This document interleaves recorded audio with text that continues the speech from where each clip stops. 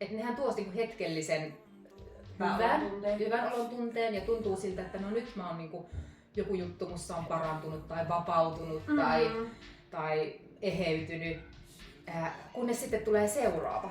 Ja sitten se on sellainen loputon kierre, että sä aina saat hetkellisen semmoisen, että sä luulet, että nyt mä oon niinku saavuttanut tai onnistunut jossain.